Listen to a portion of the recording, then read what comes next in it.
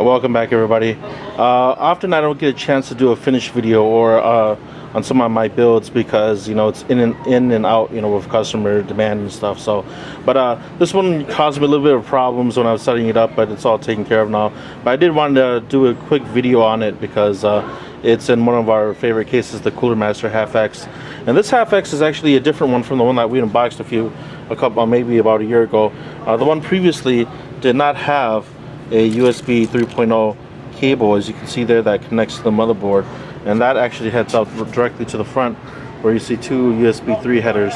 But the Haf X is still really nice because now it has two USB 3 headers, an eSATA, a FireWire, and USB 2, and so it does have all the connections you want on there. One thing that it didn't have that I was kind of disappointed about is, again, Cooler Master didn't package in an adapter for multi-card reader, so we had to get a 5 1/4 adapter to put it in there. The bottom two are, of course, the hot swappable drives. You have that massive fan in front. This system is actually very, very quiet. I tested it at home when I was building it at home, and it was very, very quiet. Again, the look on the Haf X is just very sleek because there's a lot of wiring that's not exposed. Great cable management and everything like that. This is built with the Core i7 4770K and the Asus Z87 Pro motherboard. So this one does support Windows 8.1 and all that stuff. But what's really cool about it is that it actually has Wi-Fi. So this is the Wi-Fi antenna right there. As you can see in the back, it connects to the board right there, and it's kind of a neat little antenna because it can actually, the base is magnetic here, and otherwise you can actually twist it and it becomes flat.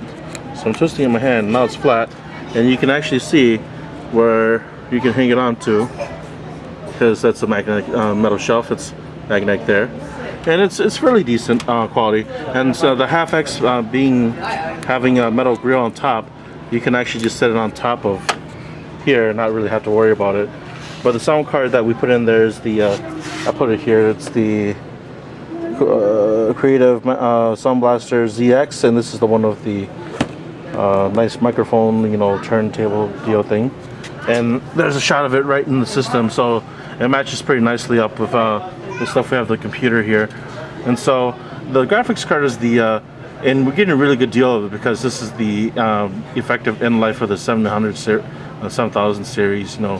I mean, they're still being made and stuff like that, but the new series came out.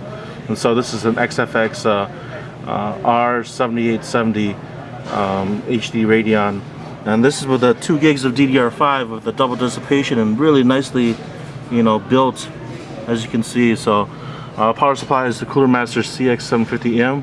The modular cables are flat. It does help with cable management in the back, but in the front it can be aesthetically unpleasing, as you can see. It looks like right there. It would be nice just have nice braided cables in the front. But on top we have an SSD, 256 gig SSD, and a 2 terabyte Seagate drive on the bottom. And so with 2 DVDs and everything, it seems to have one Windows 7 Pro in there. So with everything, it seems to run pretty good. And here's the driver. We have a Plexter SSD and the Seagate hard drive. But let me pull up the numbers because right now I'm being cameraman and everything, and here we go. There's let me get the numbers up, and it posts pretty good numbers up with Windows 7 Professional inside. Let me zoom in there. So 3.5 gigahertz, and of course 64-bit OS, and those numbers are pretty nice. 7.9 all across except for the processor. So pretty decent numbers.